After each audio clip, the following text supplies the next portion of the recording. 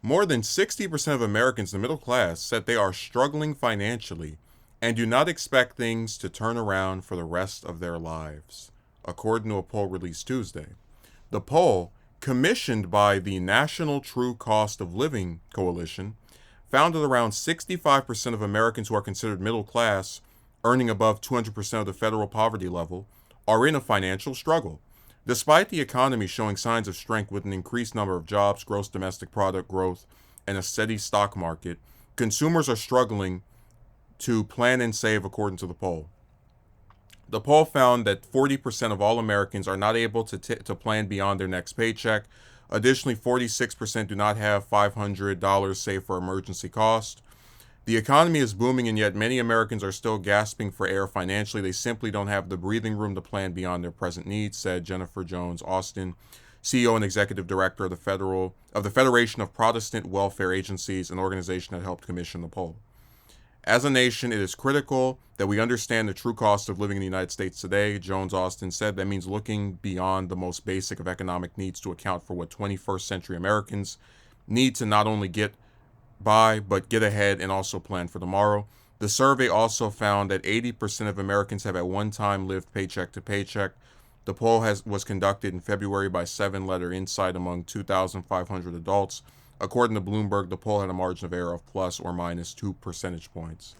I'm always fascinated by these economic stories because there's so many factors. Like I've realized one of the biggest problems of people, and it's not just Americans, but just people in general, is they have a lack of empathy. So this causes them to look at things and not be able to give an objective perspective on the matter and say, you know what, this might have been a factor for these people, this might have caused this, etc. An example of this would be when I did my video on, I believe it was most Americans not being able to afford a $1,000 emergency. I had a stream within the week where I mentioned the video, and this guy was like, I think that's due to people not knowing how to save. And I don't know what little isolated bubble he's living in, but a lot of people who are trying to take care of themselves have no one, no support, or very little support, are not able to save as a result of whatever their given circumstances are. And look, this article, it mentions some stuff that we've had to kind of squash the rumors on before, right? So it talks about how the economy is showing signs of strength with an increased number of jobs. Well, I guess it's cool to have a job, as I've had one now for 7 months, but I can genuinely say that the actual improvement it's had on my life has been very minimal. And that's due to the fact that after getting it, I had to pay for even more stuff. And ironically enough, I actually had more money when I was unemployed than after getting one, because at that point I was just homeless, and I said, at least I don't have to pay rent. But it just, regardless, that it was, it's one of those things where people will say, oh, just get a job, and not factor in that sometimes a job simply does not pay enough for a person to have a house, or in many cases to even be able to just get their basic living standards of each month accommodated, whether it's food, gas, or some other type of bill that's been allocated to them. In fact, I've actually said one of the other problems is that a lot of these jobs will be very knee-jerk in terms of the number of hours they give you a week. So like mine's gave me, for the next like 2 weeks, close to 30, like 20 something, but then after that it's going to be 13. So it's like, even when you think you've got the save of, oh man, I'm working somewhere now, oh cool, and then someone could say, oh, just go get a second job. It's like, well, that's another problem, because if you try to get, and I've said this before, the biggest issue with attempting to take on 2 jobs is that oftentimes they can conflict with each other. One place wants you here Friday morning, the other place wants you Thursday afternoon or evening. It's not easy to just have to deal with 2 employers that oftentimes they couldn't care less if you're having to jump between the 2 of them to try and make ends meet.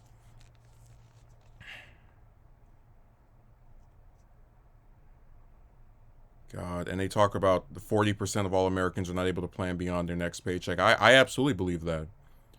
the 46% that don't have 500 saved for emergency costs. We talked about, how like most don't have enough for $1,000 emergency.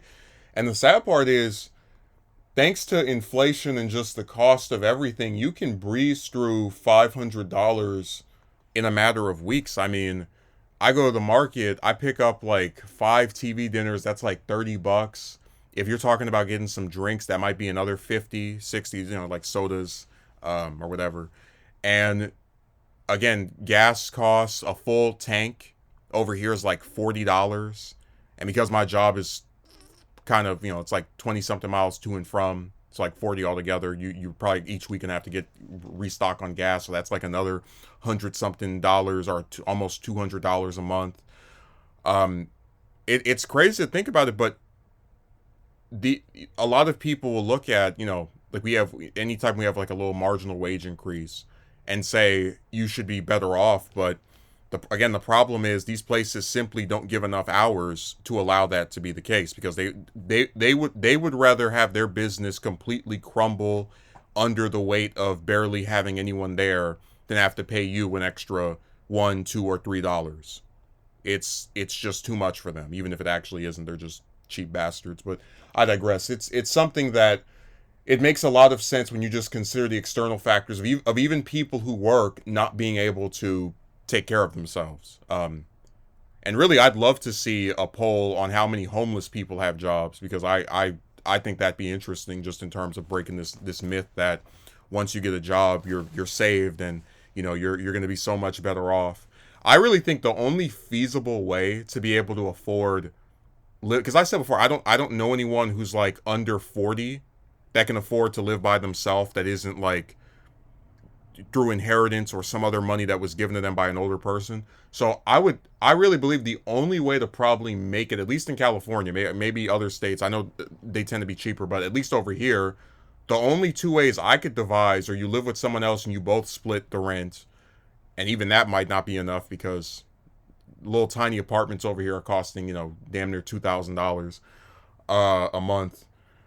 Or you get two jobs, which at that point it's like you're working 7 days a week, and we also have to like factor in the human error that at a certain point you need rest, and that's not factored in when you talk about attempting to take on two jobs. And just, we discussed before the scheduling conflicts. But really, another problem with this story is it epitomizes everything wrong with modern society, where you shouldn't have to get more than one job to be able to just survive. Jobs should hire people full time or not at all, because if you have an employee who says, I want to work 40 hours a week, and you give them 15, 20, and then next week you're like, all right, here's 25, and then the week after that 25, week after that 13. It's not the employee's fault that you're unwilling to commit to them, especially if the employee, like me, I'm just using myself as an example, never calls out sick, is always around when you need them, supposedly.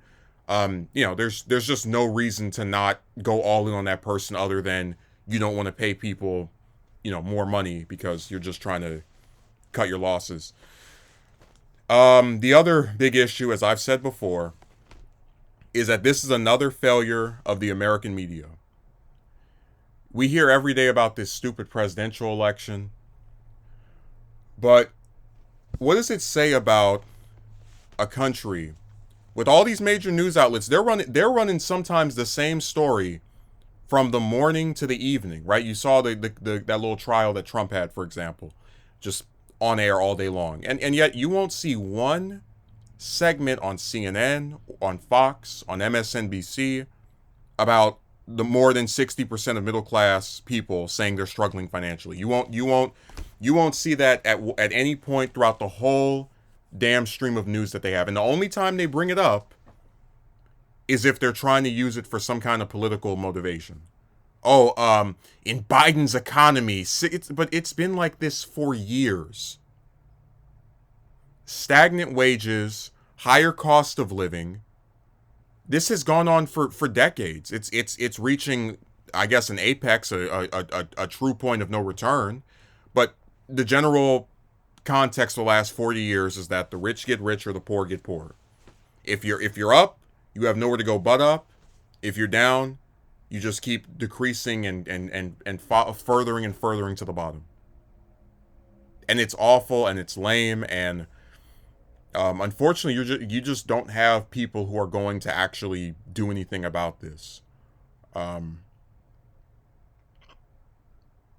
it's unfortunate to see how much the United States hates its own people, to where when most of us are not doing well off, they won't even talk about it. Like, you have people nowadays that will make fun of somebody else for being poor, but according to these polls, most of us are poor, are certainly not well off. So some idiot will take this story and they'll say, oh, it's because people failed and they didn't save or whatever. But it really just boils down to, there's a lot of stuff that people have to pay. They're not really making that much money from whatever job they have, if they have one at all. And these matters are simply not being addressed by individuals who could actually do something about it. Because they're not given any incentive to. The media doesn't talk about it. These stupid politicians won't say one word unless they're trying to use it for their political agenda. And it's just sad that this stuff goes on year after year. Most Americans crushed financially, and nobody gives a damn.